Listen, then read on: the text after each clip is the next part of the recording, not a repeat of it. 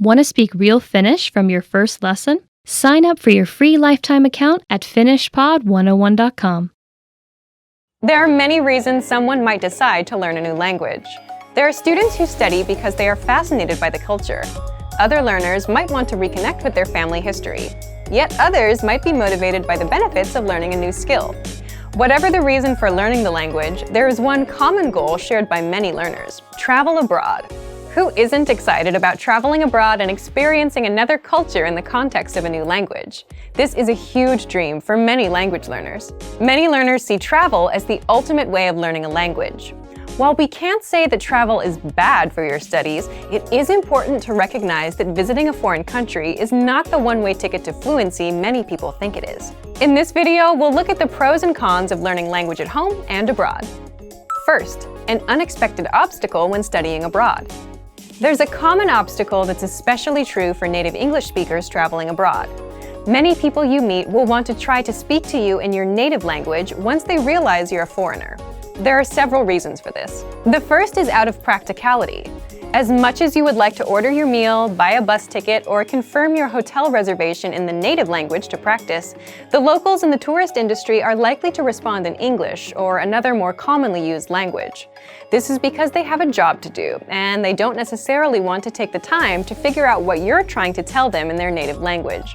So while you're traveling abroad, be prepared to hear a lot of commonly used languages, like English, especially when sightseeing and participating in tours. Another reason for all the English speaking is that locals will often jump at the chance to practice their English.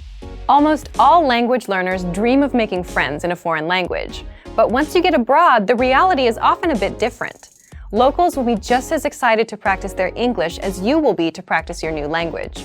If their skills are stronger than yours, then unless they're very conscious and patient, their language practice will likely dominate the conversation. There's also the tendency to hang out with people who are similar to ourselves. By sheer force of human nature, you'll likely find yourself gravitating toward and hanging out with people who speak your native language very well. Oftentimes, the pull of comfort and human connection is stronger than the desire to learn a language. Because of this, you may gradually start spending more and more of your time with people you can communicate with properly, at the cost of your new language skills going down the drain. But now, let's look at some reasons why going abroad can be helpful for your studies. It's not bad if you're just beginning with the language and you find yourself overseas. You'll probably hear your target language all around you, wherever you go. While people might not actually be talking to you, all that spoken language will allow you to see firsthand how the language is used on a daily basis. This will help you hear words and phrases in the context of a conversation, which can be a powerful asset. Now, some unexpected advantages of learning at home. One of the best reasons to learn a language at home is that it's a lot easier to keep a regular schedule for your studies. Traveling is an awesome experience, but there's not usually a lot of downtime.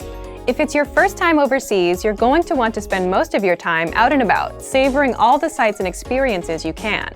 When at home, things are more evenly paced and normal. It's this consistency that allows you to practice on a regular basis and constantly push your limits in the language. If you study at home, you also have the opportunity to immerse yourself in the language gradually. Going from 0 to 60 as a beginner is a recipe for frustration. At home, you can progress through the language at your own pace. You can go through a textbook or learning program and figure out what works best for you.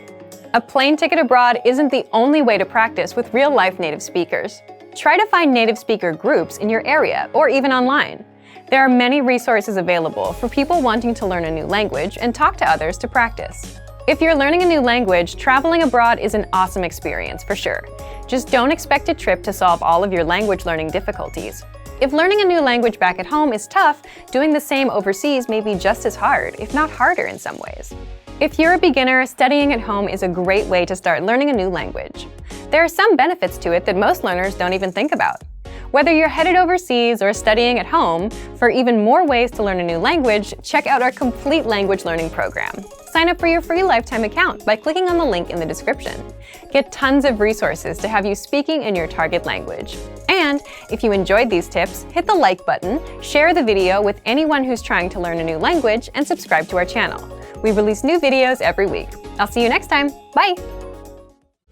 Want to speed up your language learning? Take your very first lesson with us. You'll start speaking in minutes and master real conversations. Sign up for your free lifetime account. Just click the link in the description.